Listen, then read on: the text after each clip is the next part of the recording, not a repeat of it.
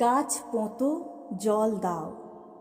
কবি মীনাক্ষী দাস। প্রতিদিন তুমি গাছ কেটে ফেলে করেছ অনেক পাপ। তোমার পাপেই বেড়ে গেছে আজ পৃথিবীর উত্তাপ। সেই উত্তাপে বরফ গলেছে, বেড়েছে জলস্তর। এই জলস্তরে একদিন এসে ভাসাবে তোমার ঘর। এ বিপদ থেকে কোনো মতে যদি নিজেকে বাঁচাতে চাও, নিয়মিত তবে এ মাটির বুকে গাছ পোঁতো জল দাও।